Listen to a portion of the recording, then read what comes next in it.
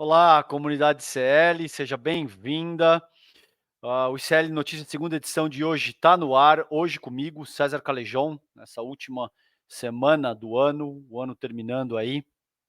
O programa de hoje está muito especial. A gente tem uma conversa com Leandro Demori. A gente vai falar um pouco a respeito da invertida que levou o deputado Gustavo Gayer na justiça. Vamos receber também Guga Noblat, vai falar sobre a PF investigando as ameaças contra o Lula no Twitter. E também vamos receber o economista André Roncalha, vai falar sobre o novo salário mínimo, um ano de Lula na economia, e como ficaram os bilionários do mundo em 2023. Também vamos explorar um pouquinho da própria situação na Argentina com o Roncalha, tá bom? Então, vamos com tudo, o ano está acabando. Vou chamar já imediatamente meu querido Leandro Demori, que já está a postos aqui. Salve, Demori, bem-vindo, querido. Fala, meu companheiro, tudo certo? Tudo bem, irmão, graças a Deus. Que bom. Demori, tem essa questão aí, Gustavo Gayer condenado a pagar R$80 mil por assédio eleitoral. Então, a Justiça do Trabalho, cara, de Goiânia, proferiu essa sentença condenando o deputado Gustavo Gayer, que é do PL, ao pagamento de R$80 mil por dano moral coletivo sob alegação de assédio eleitoral na campanha do ano passado, 2022. O parlamentar é acusado pelo Ministério Público do Trabalho de ter coagido funcionários de empresas goianas a votar no Jair Bolsonaro no segundo turno. Quero te ouvir, cara, como é que você entende? A gente sabe que o Gayer é uma figura absolutamente complicada, né? Ele incorre numa série de coisas. Ele teve aquela fala assombrosa, considerando, por exemplo, a questão dos africanos, do QI, das democracias. Ele foi acionado juridicamente pelo próprio, acho que Silvio Almeida, se eu não me engano, por racismo. Uma figura bastante complicada, para dizer o mínimo, né, Demori? Olha, César, esse cara, eu tenho dito já desde que ele tomou posse no ano passado, né? Eu não sei se você lembra, durante a posse dele, ele fez um discurso desses dele aí, né? Que vai do nada para lugar nenhum, fez lá uma ceninha e tal. Eu tenho falado desde o começo. Eu acho que esse cara não termina o mandato, tá? Na minha opinião, eu acho que ele só vai para frente se passarem muito pano para ele. Assim, ele e o Nicolas são dois caras, as pessoas têm que entender por que aconteceu para essas pessoas terem chegado ao poder também, né, César? Esses caras, as pessoas quando votaram neles, eles são a fase 2.0 do Tiririca. Essa é a grande verdade. As pessoas votaram no meme, né? A pessoa que votou no Nicolas, ela votou no meme. A pessoa que votou nesse cara, ela votou num meme. Ela votou num cara que estava aí espalhando um monte de notícia falsa durante muitos anos. Para quem não sabe, o Gustavo Gayer foi condenado a gravar um vídeo retratação contra mim também no ano passado, se não me engano, no ano retrasado até. A justiça obrigou ele a publicar no canal dele porque ele tinha, César, criado uma história fictícia, inclusive usando um quadro, sabe esse quadro que o Edu usa para explicar coisas de economia e tal? O Gaia fez a mesma coisa, ele fez um vídeo com um quadro daqueles, uma lousa daquelas, e mostrando como eu tinha participado de uma organização criminosa que contratou hackers russos, que foi pago em Bitcoin para invadir o celular do Moro. Cara, uma completa maluquice, que era uma maluquice que já rodava, principalmente no Twitter, né? Uma história que já rodava no Twitter. Eu nunca tinha dado muita bola, nunca fui muito de responder esse tipo de coisa, mas aí quando veio do Gayer, eu fui olhar no canal dele, aquilo lá tinha centenas de milhares de views, né? E aí eu acionei a justiça, foi a primeira vez que eu acionei a justiça contra alguém que tenha falado alguma coisa contra mim. Eu não tinha esse hábito e, sinceramente, César, eu era até contra isso, né? Eu falava, não, deixa as pessoas falarem, tudo bem, né? Eu tenho um certo tamanho que, se eu for para cima desses caras, é capaz de parecer que eu estou me provalecendo dos caras e tal. Eu vou dizer para você, César, que eu mudei completamente a minha opinião, tá? Hoje em dia, se a pessoa fala que eu sou feio, bobo, não sei o que, é uma coisa. Agora, a pessoa me acusar de participar de um esquema criminoso para ter comprado hacker para invadir um celular, isso passa do limite da liberdade que a pessoa tem para não gostar de mim, né? A pessoa tá no direito dela de não gostar de mim. E aí, ele já tinha sido condenado lá atrás, publicou esse vídeo, foi condenado a pagar R$30 mil, inclusive, nesse momento, né? No que agradeço, viu, Gustavo Gayer, te agradeço muito, consegui trocar de carro graças a você, tá? Então, muito obrigado, viu? Foi ótimo, foi maravilhoso, tá precisando daquele dinheirinho mesmo. E agora, mais uma condenação. Eu acho que, assim, César, dificilmente esses caras terminam o mandato, sabe? Porque a gente vai ter no ano que vem esse é o último ano, né, do Arthur Lira na presidência da Câmara. O Arthur Lira é um cara que ainda tolera esses caras, porque o Arthur Lira faz um jogo ali, que é o jogo do Centrão, que é o jogo de morde-a-sopra com o governo federal. E esses caras são bons, né? Eles são uma turma de choque ali, de palhaços, né? Nem de palhaços, né? O palhaço merece respeito, na verdade, né? É uma turma de choque de idiotas, de pessoas que não têm a mínima condição de assumir um cargo na Câmara Federal, né? Que não honram os votos que ganharam nas urnas. Mas o Arthur Lira acaba usando esses caras também. Esses caras são importantes para o esquema do Lira, né? O esquema geral. Eles tumultuam comissões, eles tumultuam votações, eles estão sempre postando as coisas em relação ao PT, ao Lula, chamando o Lula disso, daquilo, a Janja fazendo os ataques a parlamentares do PT e da esquerda em geral também, a Jandira Fegali e outros, né? Então, ele é um babaca, né? Porque esses caras são uns babacas, né? Ele é um babaca útil ali na Câmara. Então, eu acho que assim, conforme a coisa for andando, se esses caras não se centrarem, não tomarem tino, não organizarem um tipo de oposição, que eles podem sim ser raivosos e fazer o jogo que eles fazem, mas se eles não baixarem a bola em relação a coisas que eles inventam, fabricam, acusam, né? Você não pode chamar ninguém de ladrão se a pessoa não tem trânsito julgado por condenação por peculato ou por roubo. Isso é uma coisa meio evidente, né? É meio, né? Você pode achar a pessoa um idiota, como eu acho, por exemplo, o Gustavo Gayer, acho ele um idiota, mas essa é a minha opinião sobre ele, né? Agora, eu não posso dizer que o Gustavo Gayer é ladrão. Ele não tem nenhuma condenação, transitado julgado por ter roubado alguma coisa de alguém, né? Então eu não posso dizer isso dele. E tanto é que não digo, não direi, enquanto isso não acontecer, eventualmente no futuro pode acontecer. Então, eu acho que esses caras têm uma chance baixa de terminar o mandato, sabe, César? Porque vai ter a troca da presidência da Câmara, o governo já está articulando, possivelmente ainda vai ser alguém, não vai ser alguém do partido de esquerda, vai ser alguém do Centrão aí, mas talvez alguém um pouco mais alinhado ao governo e que eventualmente não vai tolerar. A gente viu esse ano o quanto aquele outro deputado, o carequinha, como é que é o nome dele? O Abílio, né? Brunini, Brunini. O Brunini, o quanto esse cara tumultuou a CPI, aparecia lá só para isso, para fazer vídeo, para ficar filmando os parlamentares enquanto falavam, para ficar tumultuando as sessões, né? E o presidente da CPI lá também não é que estava muito interessado também em deixar as coisas mais ou menos calmas, né? Então deixou a coisa estourar até o final, até que numa sessão a sessão teve que ser interrompida, ele foi tirado do plenário. Só que isso para o parlamento não é bom, né, César? Você abriu o precedente, você é um cara que fala muito disso, né? Da questão da institucionalidade das figuras também, né? Você abrir uma porta em que um presidente, um relator de CPI que está ali tocando a CPI, chama a Polícia Legislativa para tirar um parlamentar de uma sessão, isso é péssimo para o parlamento brasileiro, né? É o desejo de todos nós. Eu, toda vez que vi o Abílio Brunini na sessão lá, eu queria que ele fosse retirado do plenário, né? Da comissão. Mas, assim, não é bom que isso aconteça, porque isso abre um precedente que é realmente um precedente perigoso e não é bom para o parlamento também. Então, acho que esses caras, eles serviram um papel muito importante agora no primeiro ano do governo Lula, né? Um papel de fazer uma oposição raivosa, mentirosa, com base em denúncias falsificadas, fabricadas, né? A gente viu isso, mas agora, finalmente, alguma consequência isso está tendo. Se não dentro do parlamento, porque ainda não foi acionado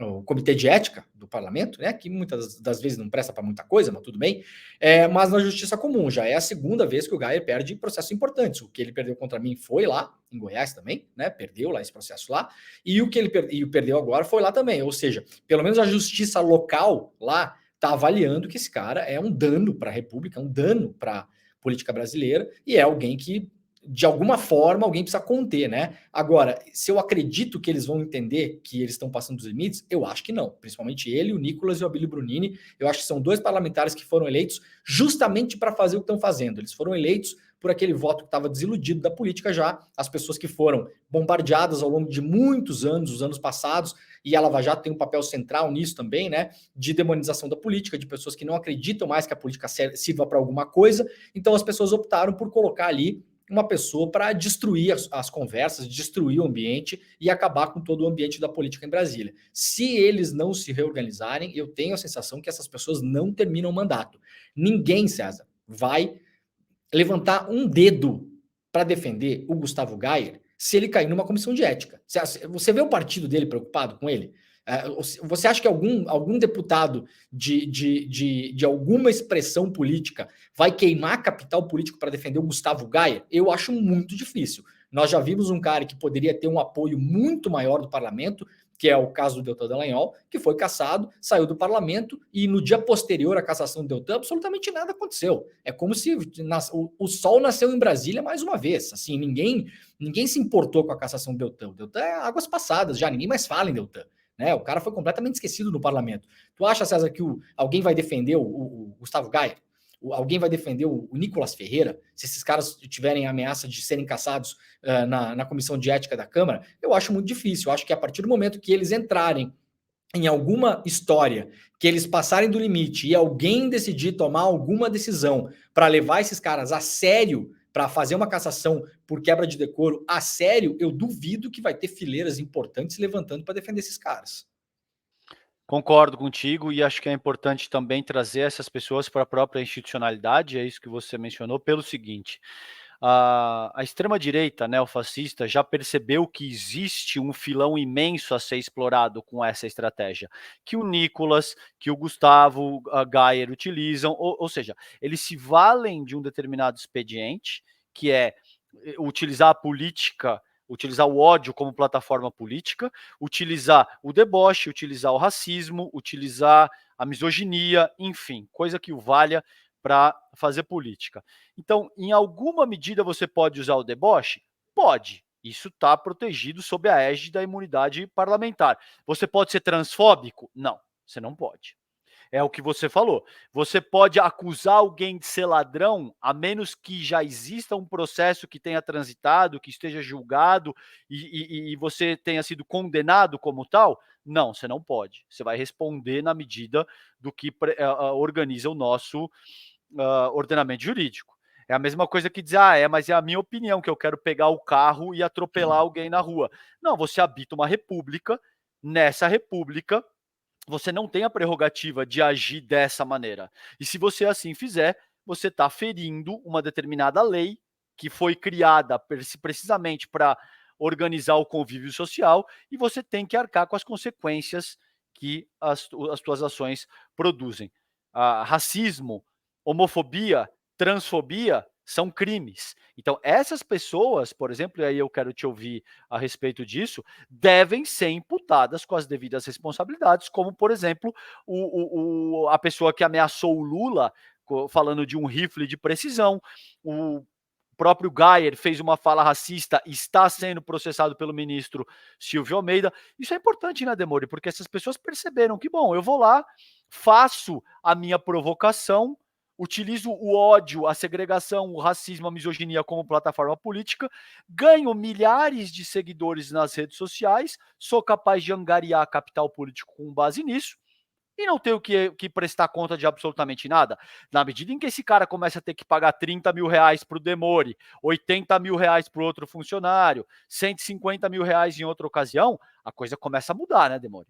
Exato, cara. Eu sempre faço uma explicação que eu acho que ela serve bem nesse debate.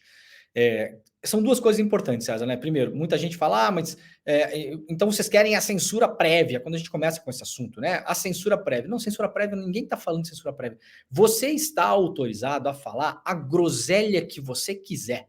Ninguém vai lá na sua casa perguntar, vem cá, o que você vai falar antes? Vou falar tal coisa. Não, isso não pode. Não, você continua. Você pode falar exatamente o que você quiser. A gente discutiu isso sobre o PL 2630 também, o famoso PL das fake news, né, que não passou na votação esse ano, esperamos que passe no ano que vem, diante de mais um caso que não foi o único e infelizmente me parece que não será o último, que foi esse caso do perfil Choquei lá no Twitter e no Instagram, que acabou levando ao suicídio de uma menina, porque criaram uma história em relação a ela e um youtuber famoso, o Whindersson Nunes, né? Agora, não tem nada a ver com censura prévia. Você continua autorizado a falar o que você quiser. E aí o exemplo que eu faço, César, é o seguinte, eu já dei esse exemplo algumas outras vezes. Uma pessoa vai na porta da sua casa, bate a campainha da sua casa. Você abre a porta, a pessoa fala, eu vou matar você. Não, como é que é? Não, eu tô vindo aqui, eu tô jurando você de morte, eu vou matar você. Isso não está protegido pela liberdade de expressão, isso é crime de ameaça. Então não pode falar o que quiser, pode falar o que você quiser, meu camarada. Fala o que vier na sua cabeça, vai. Deixa o seu fluxo de consciência rolar e fale o que você quiser. Só que as suas falas têm uma consequência, você não pode ameaçar alguém de morte, isso é crime de ameaça. Você não pode dizer que alguém é ladrão se a pessoa não tem nenhuma condenação por roubo ou peculato ou um assalto à mão armada, etc e tal. Isso é crime de injúria. Você está injuriando a pessoa. Existem 3 crimes tipificados no nosso Código Civil: injúria, calúnia e difamação. Cada um deles diz respeito a um procedimento a depender do que você falar em relação à pessoa. Você não pode acusar a pessoa de ser condenada por um crime cujo crime ela não foi condenada. Então, assim, isso não tolhe a liberdade de expressão nenhuma. Isso é uma lei que vai fazer com que você seja culpabilizado se você passou do limite, e ela também tem, como todas as leis, ela tem um caráter punitivo e um caráter preventivo. Da próxima vez que um cara desses pensar em falar isso de alguém, como o Gustavo Gayer falou de mim, por exemplo, ele vai pensar 2 vezes. Isso é um caráter educativo da lei. O cara vai pensar, peraí, eu não posso ameaçar ninguém de morte porque isso é crime de ameaça. Então, poxa, eu achei que dava. Bom, não dá mais, né? Ignorância não é desculpa para você não cumprir as leis, né? Eu não sabia que não podia dirigir embriagado. Não, problema seu. Você vive num país, a gente tem aqui uma série de leis, você tem que se informar, né? Você tem que ler as leis, conhecer as leis, não é? Eu não sabia que não podia andar sem carteira de motorista. Pois é, não pode, mas a sua ignorância não vai livrar você de ter que pagar uma punição por conta de você ter descumprido uma regra que, como você bem disse, organiza a nossa sociedade, organiza o nosso bem viver, né? As leis, elas servem para isso também, para que a gente tenha um convívio minimamente organizado, porque senão, imagina se todo mundo pudesse dizer o que quisesse sobre todo mundo. A vida de todo mundo ia virar um inferno. Esse é a consequência das pessoas que pensam que liberdade de expressão é um vale tudo. Vocês imaginem um país onde você pudesse falar absolutamente de tudo. Você entra numa loja, você pergunta, quanto é que custa essa camiseta? A pessoa fala, R$90. Poxa, mas você é um ladrão mesmo, hein? Nossa, mãe, mas você deve estar roubando a sua mãe também, se você está roubando aqui, colocando esse preço. Eu não posso falar isso. Tem uma regra social que organiza o nosso bem viver para que eu saia de lá eventualmente muito chateado em pagar R$90 uma camiseta, mas eu não posso acusar o dono da loja de estar roubando o meu dinheiro. Isso é o básico. Agora, tem duas coisas importantes, César. A primeira, assim, se a moda pega de começar a condenar político e empresário que mandou funcionário votar em fulano, não fica ninguém fora da cadeia. Tem isso também, né? O Gustavo Gayer é um exemplo só, né? E para eles, César, eles estão numa armadilha, esses caras. Por quê? O Nicolas, o Gustavo, o Brunini, aquele outro do Rio Grande do Sul lá também, que é um outro descompensado, não lembro o nome dele agora, Macron, né?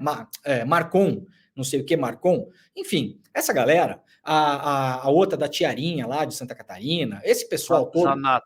Zanata, Júlia Zanata, esse pessoal todo, eles entraram num momento no parlamento que eu tenho costumado a chamar de bolsonarismo tardio, que é assim, eles entraram em 2022 com a pegada do bolsonarismo de 2018. A pegada de 2018 era o quê? É dizer que ia fuzilar a petralhada no Acre e nada acontecer, né? Só que nós avançamos já nesses últimos anos.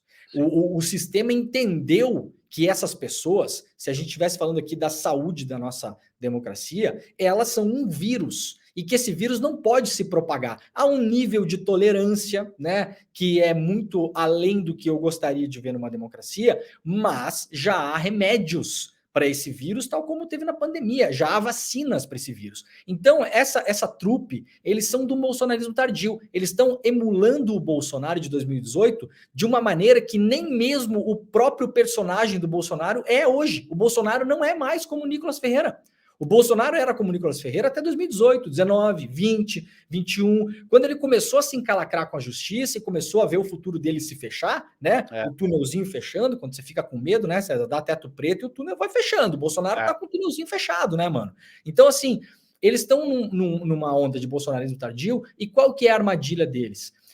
A quantidade de votos que eles conseguiram, as pessoas que votaram neles para eles fazerem exatamente o que eles estão fazendo hoje. Se eles afrouxarem um pouquinho, eles perdem tudo. Eles perdem tanto o apoio mínimo que eles ainda têm na Câmara e no Senado, alguns deles, né? E como perdem fortemente o apoio popular, porque as pessoas que votaram na Júlia Zanata, no Marcon, no Abílio Brunini, nessa galera, na outra deputada estadual lá de Santa Catarina também, a Detone, a federal, né, a Carol Detone, essa galera é uma galera que ela considera o mundo um lugar muito simples de você responder. Assim, tem nós e tem o resto. Então, assim, ou você está 100% com a gente, ou você fala 100% o que eu quero ouvir, ou você dá de dedo na cara de todo mundo e chama de ladrão, literalmente. Se você der um passinho para trás para tentar se encaixar um pouquinho no decoro parlamentar e salvar o seu mandato, a base que votou nessas pessoas vai abandonar e vai começar a detoná-las nas redes sociais. Nós vimos isso acontecer durante o bolsonarismo. Nós vimos acontecer com o Você é Bebiano. comunista, né? Você é comunista, você vira comunista. Exatamente. A gente viu acontecer com o Bebiano, a gente viu acontecer com o MBL, que apoiou o Bolsonaro e depois pulou fora do barco, foram massacrados pelos bolsonaristas. Então esses caras se enfiaram num beco. Eu não sei como eles conseguem sair disso politicamente, porque não há a opção desses parlamentares de moderar. A opção de moderar, ela não existe na vida desses caras. Só que eles estão vivendo um bolsonarismo tardio, um bolsonarismo que já é o bolsonarismo da versão 1.0, né? Só que eles estão na versão 2.0. Então, eu acredito que vai caber às instituições, seja a Câmara, a Comissão de Ética, enfim, às instituições ou a justiça nos estados de pessoas que comecem a processar esses caras muito. Imagina o Gustavo Gari com 10, 11, 12, 15, 20 processos, todo mês sendo condenado a pagar 20 mil reais, 40 mil reais, 70 mil reais. Uma hora o cara vai pedir arrego, porque ninguém aguenta uma avalanche dessas, né? Claro. E veja bem, eu não estou falando aqui de assédio judicial, não, César. Estou falando o seguinte: esses caras produzem conteúdo o dia inteiro passível de serem processados. Essa é a grande questão. Então, vamos imaginar que o Movimento Negro Unido no Brasil, o MNU, processe uma causa de danos morais coletivos por esse cara ter dito que os africanos têm um QI mais baixo do que os brancos. Isso é um processo cabível. Isso é um processo que pode ser aceito pela justiça. E aí o tamanho desse negócio é uma desproporção. Vai chegar num ponto que esses caras talvez não aguentem mais. Então, sim, tudo que eles vêm fazendo pode ter consequências muito sérias no futuro. Concordo. Rodar a pauta aqui contigo, a gente tem gasto recorde, Demori, em autopromoção no Congresso. Então, cara, só nesse primeiro ano de mandato, os deputados federais gastaram 79 milhões de reais de dinheiro público para autopromoção. Isso é um valor recorde, né? Considerando a série histórica. No ano passado, esse valor girou na casa dos 60 milhões de reais. E esse valor, que não inclui o mês de dezembro ainda, inclusive, foi usado principalmente com a impressão de panfletos. Essa cifra representa mais de 1/3 do total de 216 milhões de reais usado por eles com a cota parlamentar destinada a custear os mandatos e cobrir despesas, por exemplo, com gasolina, aluguel de carro, serviço de telefonia, alimentação, passagem aérea, enfim, todos os custos ali correlatos com a própria atividade parlamentar. Como é que você gostaria de te ouvir a respeito disso, Demori? Isso tem a ver com essa nova dinâmica a qual você se referia? Tem a ver com essa questão, talvez esteja um pouco atrelado com essa própria dinâmica nova que as redes sociais imprimem de 10 anos para cá? Quero te ouvir acerca disso, cara. Eu acho que sim, César, tem a ver com a dinâmica da política personalíssima, né? Um momento que a gente está vivendo no mundo, não é só aqui, né? A política virou de fato personalíssima, tanto é que tem deputado e senador que você não sabe nem quem é o partido, qual é o partido. Né? Tem deputado e senador que se apresenta para a base, inclusive, nesses panfletos e nas suas próprias redes sociais. Comecem a observar as redes sociais, principalmente dos partidos de direita, porque os partidos de esquerda ainda fazem questão de se identificar. Você vai ver lá a Jandira Fegali, você vai ver que ela é do PCdoB, você vai ver lá o deputado. Agora, observem o Instagram, por exemplo, de deputados e senadores de direita. Vários deles, César, você não tem um partido. A pessoa não declara o partido no qual ela milita, em tese, né? Isso, sem dúvida, pesa. Outras duas coisas importantes. Primeiro, a gente tem uma dinâmica nova em relação ao dinheiro do executivo e o dinheiro do legislativo. Com os anos Bolsonaro, principalmente durante a pandemia, o Bolsonaro fazendo tudo o que fez, o Bolsonaro se tornou um presidente muito fraco. E ele foi fraco até o final. Ele não conseguiu. Fraco que eu digo politicamente, né? Para além da questão da gente analisar ele enquanto o gestor de políticas públicas para a nação, fraco politicamente, porque o cara pode ser, por exemplo, um péssimo gestor de políticas públicas, na minha visão, né? O cara tem uma visão de política diferente da minha, mas ele pode ser um presidente forte, ele pode estar lá, né? Ele tem apoio político, ele tem estofo, ele tem militância. O Bolsonaro, ele só tinha militância. E durante a pandemia, nem a militância não existia mais, porque não tinha rua. Então o Bolsonaro perdeu a capacidade de voo dele, né? Ele ficou voando muito baixo e foi indo com pouquíssima gasolina até o final do mandato. Para isso, ele teve que liberar cada vez mais e mais dinheiro para os deputados e para os senadores. Isso para evitar, eventualmente, a ameaça que pairou sobre a cabeça dele, principalmente no pós-pandemia, de uma ameaça de impeachment. Então, o Bolsonaro, com a fraqueza do Bolsonaro, enfraqueceu-se também a democracia brasileira. Isso foi um lado triste do governo Bolsonaro, né? Antes tivesse sido um governo forte politicamente, ao menos de modo interno, até o final, e mantido o executivo forte. O Bolsonaro enfraqueceu o executivo. E com isso ele fortalece o parlamento. E aí o parlamento começa a ter cada vez mais dinheiro para gastar. Isso é outra coisa. E outra coisa importante que nós já sabemos. Obviamente, analisando-se caso a caso, porque a gente não pode fazer uma acusação, estávamos falando agora há pouco, né? Então não podemos fazer uma acusação no atacado. Agora, note, qual foi o maior gasto? Panfleto. Qual o outro, isso na autopromoção. Qual é o maior gasto dos parlamentares fora da autopromoção no âmbito geral do dinheiro que eles gerenciam para o gabinete deles? Gasolina e transporte. Esses são os dois lugares, César, onde é muito possível fazer o dinheiro desaparecer. Então, panfleto, você não tem controle sobre as gráficas no Brasil. Você vai lá numa gráfica de um parceiro, de um amigo, manda o cara emitir uma nota para você, fala que você mandou imprimir 500 mil panfletos. Na verdade, você imprimiu 1.000, distribuiu ali para dizer que distribuiu, guardou alguns para ter de prova e os outros 499 mil você não fez, mas essa nota foi emitida, você joga o dinheiro na conta dessa gráfica e esse dinheiro vai parar, sabe-se lá Deus onde depois. Isso é um clássico da política brasileira. Gráfica é, historicamente, um CNPJ, uma empresa, usada para fazer sumidouro de dinheiro. E a outra é combustível. A gente tem aí reiterados casos de parlamentares brasileiros que você vê o cara gastar R$ 1.500 num abastecimento. Qual é o carro que cabe R$ 1.500 de gasolina? Ou o cara abasteceu num dia em tal lugar, no outro dia lá no Pará, no outro dia no Paraná. Como que o cara fez isso com o mesmo automóvel? Isso é outro clássico, né? Você vai lá, acerta com um posto lá e fala, olha, emite para mim nota aí de combustível, recibo de combustível, eu vou botar esse dinheiro na sua conta bancária e depois a gente dá um jeito de dividir esse dinheiro de algum modo. Então, eu botaria olho nisso. Eu acho que sim, pode ter um aumento, César, na autopromoção, mas eu não descartaria uma investigação em cima desses panfletos, se o gasto maior foi em cima de panfleto, porque gráfica é sumidouro de dinheiro historicamente no Brasil, meu caro.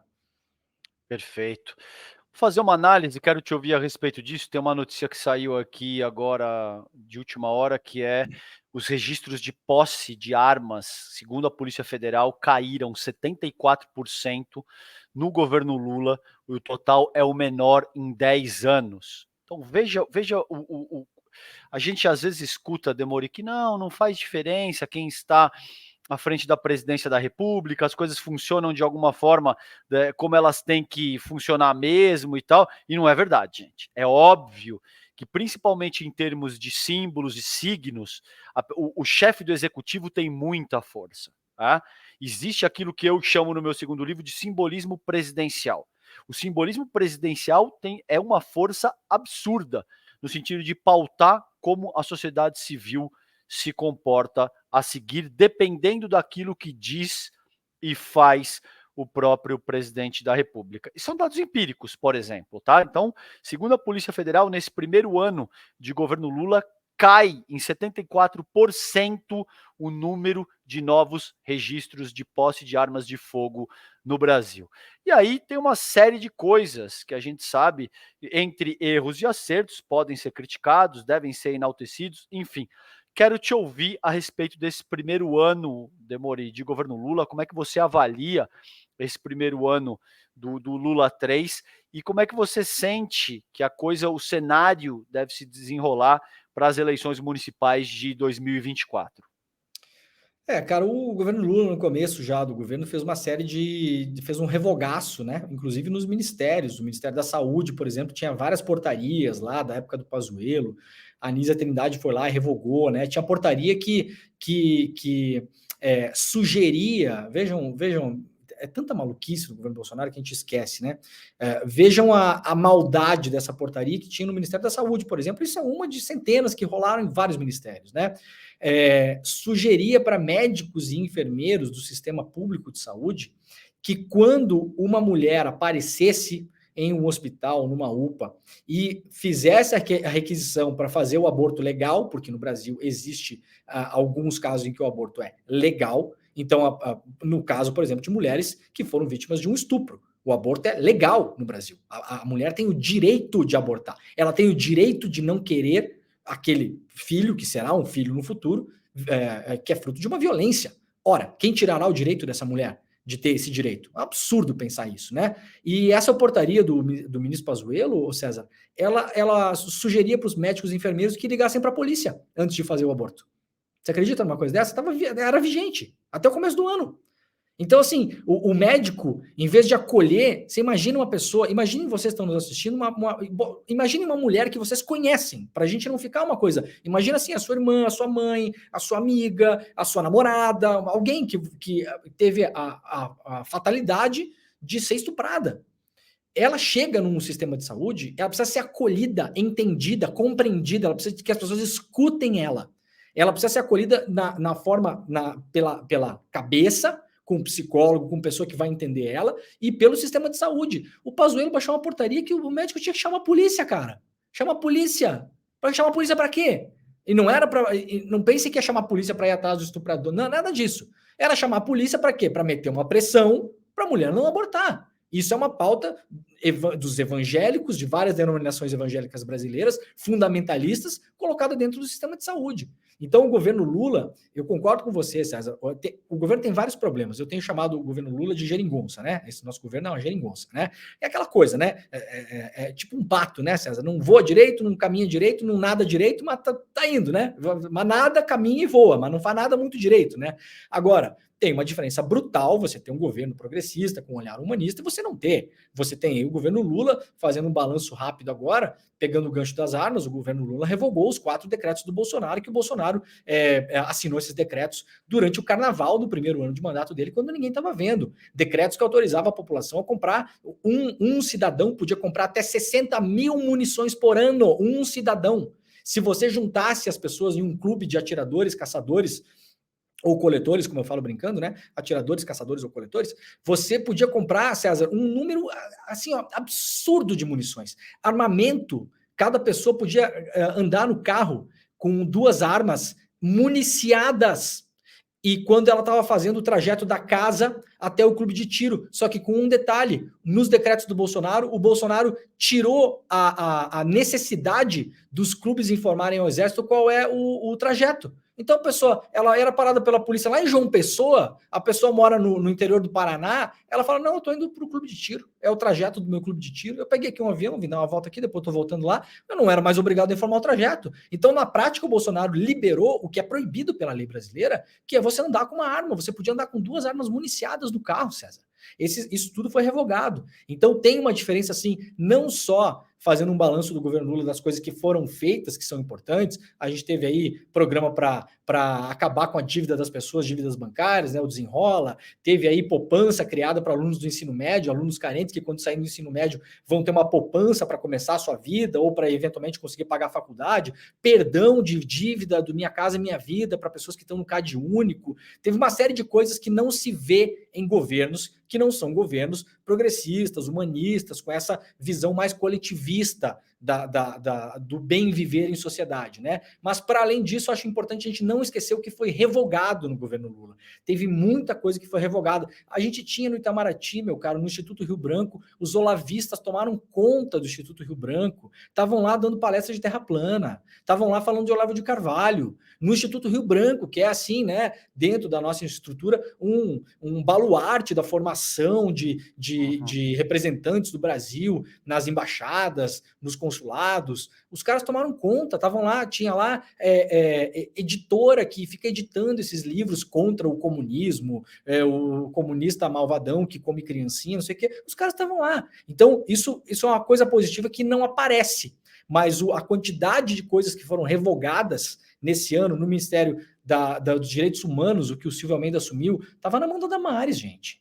O Ministério dos Direitos Humanos estava na onda da Damares. A É. Damares que durante a pandemia, botou milhões de reais em ONG religiosa que estava autorizada pelo ministério dela a fazer contato com indígenas isolados para fazer pregação religiosa, para convertê-los ao cristianismo durante a pandemia. Estima-se que eles tenham levado Covid para esses indígenas e tenham matado centenas de indígenas. Então, assim, não é só importante o que foi feito, é muito importante também o que foi desfeito em relação ao governo Bolsonaro nesse primeiro ano do governo Lula. Perfeito. A gente também vai falar um pouco da seara econômica, por exemplo. A gente tem bolsa explodindo aí em recorde histórico, a gente tem PIB crescendo da taxa de 3%, quando na verdade todo mundo acreditou que seria um valor mais pífio, enfim, uma série de coisas que a gente vai trabalhar ainda hoje com o André Roncalha aqui na última etapa do programa. E eu tenho mais 5 minutinhos contigo, 4 minutinhos agora, Demore, e eu quero te ouvir a respeito das eleições, das municipais agora de 2024. O Lula declarou, inclusive em encontro com o PT, que será uma eleição polarizada e que o PT deve, sim, segundo ele, reforçar essa polarização de Lula versus Bolsonaro. Como é que você entende isso? Você acha que o caminho é por aí? Você acha que o bolsonarismo ainda vem com muita força para 2024? E também gostaria, na tua avaliação, que você incluísse Michele e Janja e os respectivos papéis que elas exercem nas municipais agora de 2024, para a gente encerrar, querido. Olha, Cezão, é difícil a gente não pensar numa eleição polarizada, né? Ela será polarizada, é inevitável. A gente tem esse bolsonarismo tardio ainda no interior do país. O interior do país, assim, eu viajo muito, né, pelo interior do país. A minha família é do oeste de Santa Catarina, no Rio Grande do Sul e tal. E é esse interior que eu falo, né? O interior que gerou o bolsonarismo, que foi uma corrente que partiu do oeste brasileiro para o litoral, né? Uma corrente, até uma onda anômala em relação à nossa política, em relação aos nossos movimentos políticos e culturais, né? Geralmente no Brasil eles partiram sempre das capitais que estão mais próximos do litoral, né? Ou São Paulo, mas assim Rio de Janeiro e tal, e foram indo para o oeste. O Bolsonaro, a primeira vez que o Bolsonaro passou o Lula em intenção de voto em 2018, em 2017 ainda, foi na região centro-oeste. Então é um fenômeno, o Bolsonaro é um fenômeno que ele expressa muito a cabeça dessas pessoas desse interior que eu estou falando. O bolsonarismo ele tá latente, mas está dormindo. Assim, você não vê mais as grandes discussões, assim. Eu vejo até pessoas de esquerda que vêm falar comigo na rua e tal, que até um ano atrás não me olhavam, me viam, mas não vinham falar, porque as pessoas estavam com medo, né? Vamos lembrar que durante a campanha do ano passado teve gente assassinada, teve o cara que entrou com uma arma no aniversário de um petista lá em Foz do Iguaçu e matou o cara. Assim, a gente estava num momento que as pessoas estavam com medo. Agora isso passou, mas eu não acho que o apoio a essa ideia do bolsonarismo acabou. Eu tenho falado com muitas pessoas perguntando, você vai votar e tal, você não pode votar no Bolsonaro, o Bolsonaro está inelegível, você vota em quem? Aí, primeira coisa, o maior pecado do Bolsonaro, segundo essas pessoas, é que o Bolsonaro falava demais. Então não é que ele falou que ia fuzilar, que ele falou que tinha que matar, que ele não comprou vacina, que morreu um monte de gente na pandemia, não é nada disso. As pessoas, então, veja, César, elas não mudaram a cabeça delas. Elas continuam achando o Bolsonaro a escolha certa. Só que, infelizmente, elas não podem votar nele agora, né? Mas as pessoas falam muito do Tarcísio, do Zema, da Michele. Eu acho que a Michele tem uma chance muito grande de virar senadora na outra eleição. Acho que é nessa eleição agora ela não vai, né? Porque não vejo a Michele com capacidade mesmo política, né? Não estou nem falando, mas política de ser prefeito de uma grande capital, por exemplo, não há mínima condição, né? Ela não tem esse estofo, não tem esse apoio, né? Então, acho que caminhamos sim para uma eleição polarizada. E aí o Lula tá certo, porque assim, você não foge da polarização. Você vai fugir para onde, César? Você vai inventar uma terceira onda, uma terceira via? Você vai ignorar que existe o bolsonarismo? O que o PT tem a fazer é encarar essa batalha, porque essa batalha está Muita gente colocada. tentou, né, Demore? Muita gente tentou, inclusive, fazer isso de uma maneira absolutamente agressiva, artificial, né? Inventando nomes, sugerindo coisas, e não colou, né? Exatamente. Com a aderência de grandes veículos hegemônicos de comunicação, inclusive, né? Por vezes. Exatamente. A gente vem com É. uma tentativa de terceira via, César, já há um bom tempo. Eu lembro do Germano Rigoto, que era governador do Rio Grande do Sul, foi o primeiro cara que foi citado como uma terceira via às eleições da presidência da República. Isso aí faz uns 15 anos já. né? Já se tentou essas terceiras vias, o João Dória e Amoedo, e cada pouco aparece um, né? E a sociedade brasileira não quer isso. A sociedade brasileira está polarizada. E eu não sou da opinião que polarização é uma coisa ruim. Política é polarizar, sim. Política é isso. Se todo mundo concordasse, a gente não precisaria fazer política. A gente só assinava um papel e estava tudo resolvido e todo mundo ia para a praia tomar uma caipirinha. Política é polarização, né? Claro. E o PT vai ter que enfrentar isso. A última coisa que você me perguntou em relação à Janja. A Janja, como ela diz, vem tentando ressignificar o papel da primeira-dama, etc. e tal, tem uma questão que ela não foi eleita para isso, o nome dela não estava na urna. Eu acho que muitas vezes ela dá uma munição para o bolsonarismo, que é uma munição de graça, né?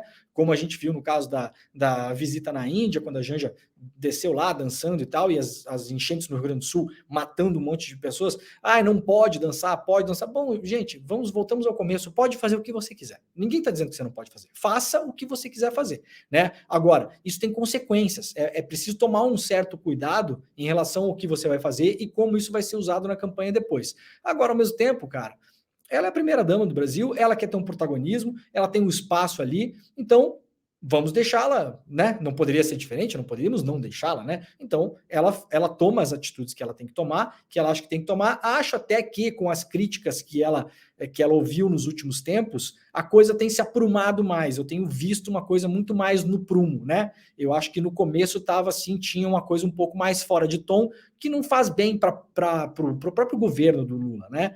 Agora eu vejo que a coisa está um pouquinho mais alinhada. Eu não acho que ela vai ser uma figura que vai pautar grandes movimentos na eleição do ano que vem. Eu acho que, em termos de política, a Michelle tem essa capacidade muito maior, por ser já uma pessoa também já se colocando na arena política, fazendo comícios sozinha, sem o Bolsonaro, né? A Michelle saiu um pouco da sombra do Bolsonaro e está tentando, o Valdemar da Costa Neto, que é o líder do PL, está tentando transformá-la numa liderança política de fato, que aí eu imagino para as eleições de 2026, a Michelle talvez tentar uma vaga ao Senado. Perfeito, Leandro Demori, querido, obrigado pela participação de hoje. Não sei se você está escalado para os próximos dias ou se não Amanhã de volta manhã. mais. Amanhã de manhã Tá, estarei aqui. né? Então tá bom. Eu não sei se eu te vejo mais no N2, então um beijo grande. Se a gente não se falar mais, boas festas aí para você e família. Sigamos firmes. Ano que vem estamos juntos, querido. Um beijo, Demori. Beijo, meu querido. Boas festas aí. Valeu. Tchau, tchau. Valeu. Gente, vamos chamar agora meu queridíssimo Guga Noblar. Guga já está a posto sair, tá ele aí. Salve, Noblar, seja bem-vindo. Boa noite, irmão. Boa noite, Calejão. Tamo junto aí e boa noite para essa audiência maravilhosa. Vamos lá. Noblar, tem o Capelli mandando a Polícia Federal investigar ameaças sérias aí ao Lula no X, que é o Twitter, né? Então, o Capelli, que é o ministro da Justiça, mandou a Polícia Federal investigar essas ameaças contra o Lula, que foram feitas por um seguidor do Nicolas Ferreira. Atenção para isso, no X, que é o antigo Twitter, um seguidor identificado como André Luiz. Ele escreveu o seguinte, gente, abre aspas: precisamos fazer uma vaquinha para pagar um mercenário com um rifle de precisão. Então, olha o que disse o Capelli no X, o antigo Twitter. Tá? A gente vai colocar aí, não sei se tem, se a produção, se a gente vai colocar, tá aí, esse é a postagem do André Luiz. Tá? Então, precisamos fazer uma vaquinha para pagar um mercenário com um rifle de precisão. E aí eu vou ler para vocês aqui, Guga, eu quero que você comente em cima disso. Diz o tweet do Capelli: estou encaminhando hoje à Polícia Federal determinação para que apure a ameaça feita ao presidente Lula oficial nas redes sociais, fazendo alusão a rifle de precisão, entre aspas, e vaquinha para tal, entre aspas. As redes sociais não são e não serão um terreno de incentivo a crimes contra as autoridades. Seríssimo, né, Noblar? Claro, e a gente vê que isso é reflexo do bolsonarismo, de 4 anos de um presidente que acabou aparelhando parte da justiça, e a justiça foi, sim, muito permissiva com relação a Jair Bolsonaro. Tudo que ele falava era tirado de contexto e tratado como se fosse uma brincadeira. Teve até aquele caso de racismo, em que ele comparou os quilombolas e falou em arrobas na hora de falar do peso deles. Aquilo ali foi tratado pelo próprio Supremo, né, como se fosse uma uma piada fora do tom, só se fosse uma piada para Ku Klux Klan rir, porque é óbvio que foi racismo. Mas como a gente teve anos e anos, desde Bolsonaro deputado, fazendo comentários que eram claramente quebras de decoro, ameaçando matar presidente, a gente sempre teve um Congresso e uma justiça muito permissiva. E aí foi escalando, escalando. Aí chegou o Bolsonaro na eleição passada fazendo o discurso de atirar em petralhada, um discurso de tratar o seu adversário como um inimigo e de colocar os seus militantes como se fossem os salvaguardas do país, da democracia, como se fossem um cidadão de bem contra o cidadão de mal. Então isso vai se escalando, esse tipo de discurso de ódio vai sempre escalando. E aí a gente vê agora, enfim, com o governo Lula, uma justiça, ministros, políticos que começam a agir contra isso. O Capelli está certinho. Ele tem que ir para cima, ele tem que cobrar, e é claro que esse tipo de ataque em rede social contra uma figura pública do peso do Lula acaba reforçando também a necessidade de se regulamentar as redes. Então isso acaba sendo, no fim, um tiro no pé da extrema-direita. Esse tipo de ataque acaba sendo combustível para alimentar essa crença de que é necessário não só punir, tem que ir para cima, e tem que criar regras para punir e para coibir esse tipo de incitação a ódio, porque isso é discurso de ódio, é um discurso contra um político, contra um grupo político. Esse discurso é contra a esquerda, não é só contra o Lula. Eles querem atacar toda a esquerda com esse tipo de discurso violento. Então é claro que, por mais que seja muito ruim esse tipo de notícia, ela acaba se tornando uma arma contra o bolsonarismo, no fim das contas. Agora, Noblar, tem uma questão que eu quero explorar contigo. Teve o caso da Janja também, recentemente, né? Que teve as questões, as contas, perdão, invadidas. Ainda nesse tema do Capelli, eu quero explorar contigo o seguinte, de uma forma breve, para os efeitos do tempo que a gente tem aqui, mas a direita agora está batendo muito na questão da Choquei, que de fato cometeu um erro grosseiro, que resultou numa tragédia, assim, absurdamente triste. Mas eles não tiveram esse mesmo senso crítico quando o Bolsonaro, para dar um único exemplo, tá, disse que a vacina contra o Covid daria AIDS. E a gente tem aí, por exemplo, na casa das centenas de milhares de pessoas que possivelmente morreram em virtude de não querer se vacinar, muito por conta desse tipo de mensagem que foi enviada pelo presidente da República. E isso não causou incômodo, né, Guga, na extrema-direita nessa ocasião. Essa extrema-direita, eles são muito caras de pau, porque são eles que fazem um discurso para oprimir.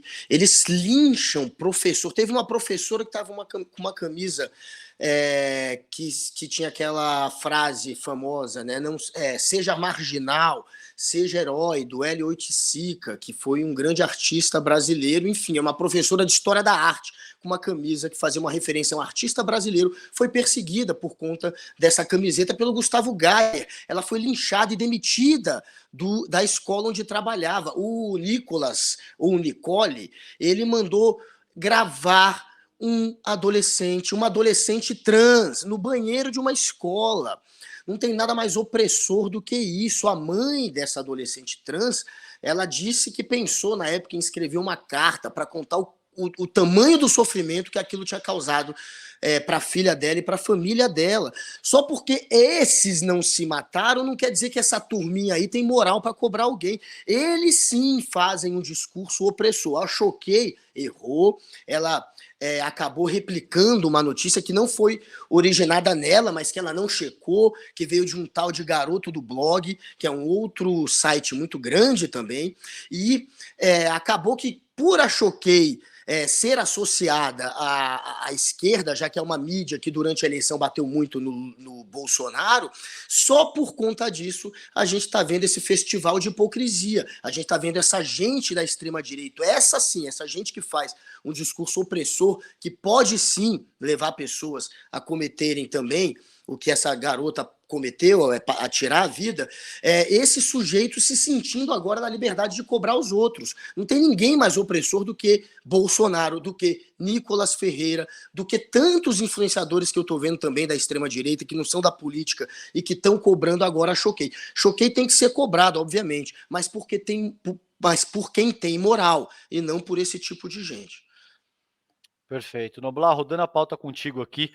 A gente tem Bolsonaro e Michele recebendo R$500 mil do PL em 2023, né? Então, lotados na cúpula do partido, ambos, desde que deixaram o poder, no início do ano, a Michele e o Bolsonaro receberam, desde o início do ano, eles receberam juntos mais de R$500 mil só em salários do partido, Guga, em 2023. Então, o total é R$589.087,12. Guga Noblar, eles valem isso, cara? Os serviços prestados, cara? Pois é, né?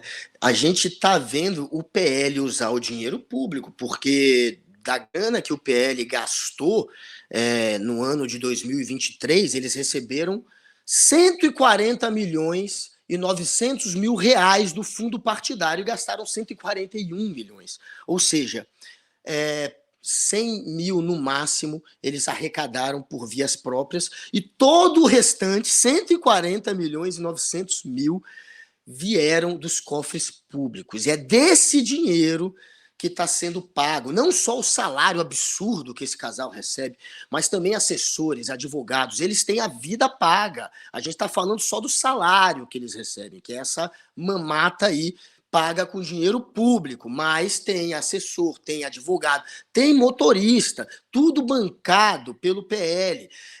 Para quê? Para ter Michele Bolsonaro e Jair Bolsonaro como garotos propaganda do partido. A gente está vendo o fundo eleitoral, nosso dinheiro, ser usado basicamente para contratar agora nomes que farão campanha para o partido, que no caso o casal Bolsonaro. O Bolsonaro se vendeu para o PL e o Bolsonaro, junto com a esposa, vão ter a missão de tentar fazer com que o PL eleja os 1.500 prefeitos que eles sonham em eleger no ano que vem. Porque uma coisa alimenta a outra. Aí você elege muito prefeito e você elege muito deputado, o que acontece? Você recebe o maior fundo partidário. Foi exatamente o que aconteceu com eles. Aí você recebe fundo partidário, o que você faz? Você contrata o garoto propaganda, no caso Jair Bolsonaro, para eleger mais gente. Então uma coisa vai alimentar. No fim, o interesse é o caixa. O Valdemar da Costa Neto, que é o presidente do PL, ele sabe que elegendo prefeitos e deputados, o partido consegue receber essa mamata de 141 milhões praticamente por ano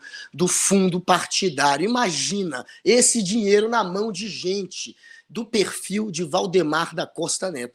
É uma piada. E a gente está vendo, né, ele usando esse dinheiro para contratar Bolsonaro, praticamente, como se fosse você contratando um jogador de futebol. Os caras estão contratando agora político para fazer campanha e para eleger prefeito, para eleger deputado, para ganhar mais dinheiro no fim das contas. Uma coisa retroalimenta a outra e no fim quem paga o pato é a gente. Ótimo ponto, muito bem colocado, Guga.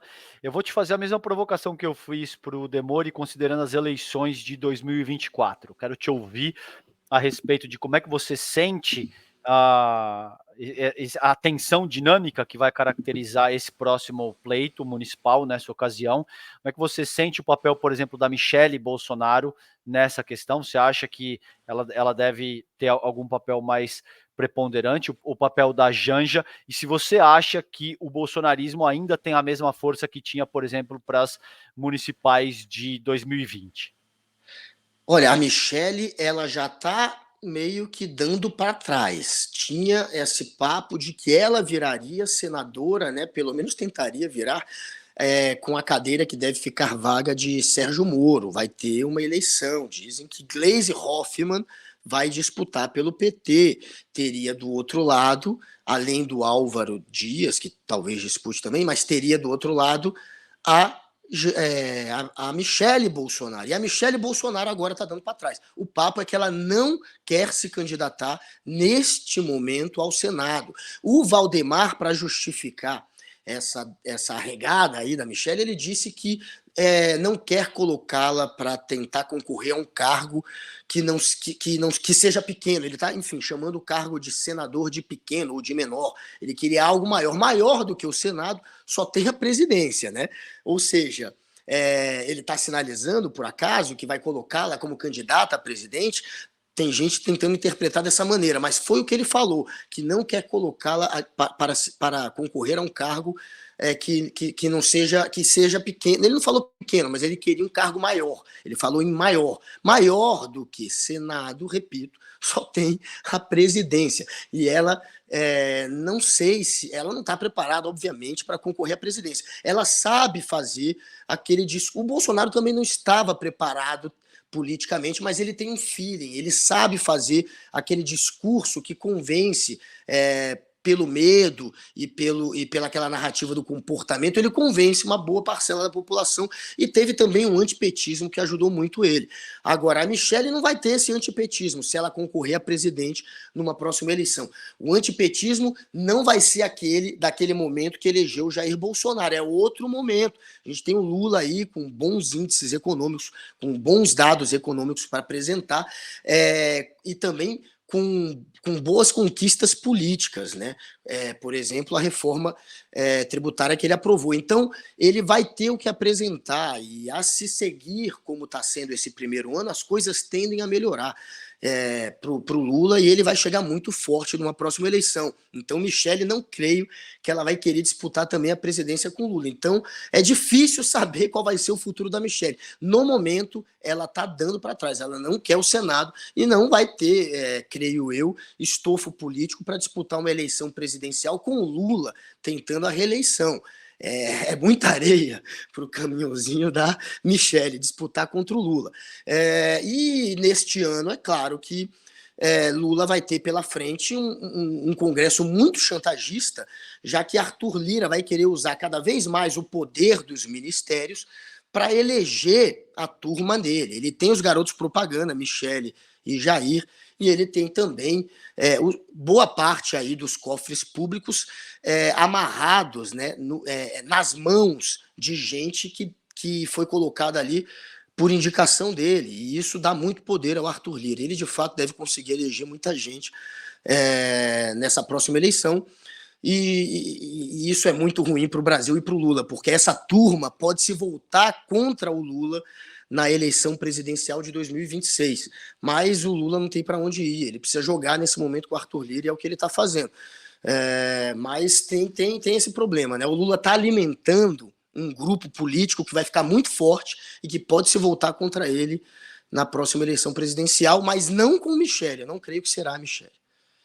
Ô Guga, e muito se fala se ela, por exemplo, a própria Michelle, se ela não quer, ou se isso foi uma própria organização ali do Valdemar, né, que acabou cortando as asinhas dela, porque a declaração veio do Valdemar. Ela tinha dito que sim, que ela queria, ela chegou a estimular a própria plateia numa dessas falas dela, que ela gostaria de ser senadora, assim, e aí depois vem o próprio Valdemar e corta as asinhas dela, e a gente sabe também, é isso que eu gostaria, você tem bastidores, você frequenta muito aí em Brasília, fala-se muito de que talvez o Carlos Bolsonaro e o Renan Bolsonaro tivessem já uma espécie de dossiê a respeito dela, pronto para ser entregue, claro, caso ela de fato queira se lançar para cargos mais aí ambiciosos. Você sabe alguma coisa disso? O que diz... não, tem esse papo há muito tempo.